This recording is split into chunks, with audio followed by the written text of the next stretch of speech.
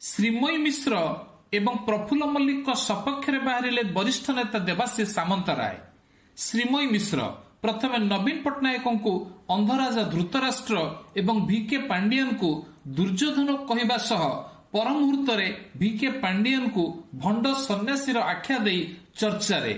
ଶ୍ରୀମୟୀଙ୍କ ସମର୍ଥନରେ ଦେବାଶିଷ ସାମନ୍ତରାୟ କହିଲେ, ଦଳ ଶ୍ରୀମୟୀ ମିଶ୍ରଙ୍କୁ ଯଥେଷ୍ଟ ନିର୍ଯାତନା ଦେଇଛି। ସେହିପରି ପ୍ରଫୁଲ୍ଲ ମଲ୍ଲିକଙ୍କୁ ଦଳରୁ ସସ୍ପେଣ୍ଡ କରିବା ମଧ୍ୟ ଅଯୌକ୍ତିକ ବୋଲି କହିଲେ ଦେବାଶିଷ ସାମନ୍ତରାୟ। ଶ୍ରୀମୟୀ ମିଶ୍ର ଦଳ ଶ୍ରୀମୟୀ ମିଶ୍ରଙ୍କୁ ପ୍ରଥମେ ବଲାଙ୍ଗୀର ରାଜ ପରିବାର ବିପକ୍ଷରେ ଏବଂ ପରେ ସମ୍ମାନଜନକ ଭୁବନେଶ୍ୱର ଆସନରୁ ବିଜେପିର ଫାୟାର ବ୍ରାଣ୍ଡ ନେତ୍ରୀ ଅପରାଜିତା ଷଡଙ୍ଗୀଙ୍କ ବିପକ୍ଷରେ ବ୍ୟବହାର କରିବା ପରେ ଟିକଟ ନ ଦେଇ ଏକରକମ ତାଙ୍କ ରାଜନୈତିକ କ୍ୟାରିୟରକୁ ଡଷ୍ଟବିନ୍ ଭିତରକୁ ଫିଙ୍ଗି ଦିଆଯାଇଥିଲା।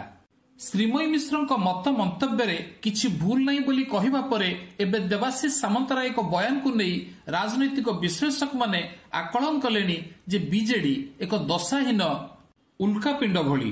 ବାସ୍ତବରେ ବିଜୁ ଜନତା ଦଳର ବରିଷ୍ଠ ନେତା ଦେବାଶିଷ ସାମନ୍ତରାୟ, ଅରୁଣ ସାହୁ, ରାଜା ସ୍ୱାଇଁ, ସଞ୍ଜୟ ଦାସବର୍ମାଙ୍କ ଭଳି ଅନେକ ନେତା ଦଳକୁ ସଜାଡ଼ିବାକୁ ଚେଷ୍ଟା କରି ଭିନ୍ନ ମତ ରଖିଲେ ବି କୌଣସି ପ୍ରଭାବ ପଡୁନି ଦଳର ସୁପ୍ରିମୋ ନବୀନ ପଟ୍ଟନାୟକଙ୍କ ଉପରେ। ଏବେ ବି ଭୈରବଙ୍କ ଭୂତ ତାଙ୍କ ମୁଣ୍ଡରୁ ଯାଇନି। ଏଭଳି ସ୍ଥିତି ଲାଗି ରହିଲେ ଦଳର ବିପର୍ଯ୍ୟୟ ଯେ ଅବସମ୍ଭାବ ବି ଏଥିରେ ସନ୍ଦେହ ନାହିଁ। ବାକି ଦେଖିବାକୁ ବାକି ରହିଲା ପ୍ରଫୁଲ୍ଲ ମଲ୍ଲିକଙ୍କ ପରେ ନେକ୍ସଟ ୱିକେଟ କାହାର।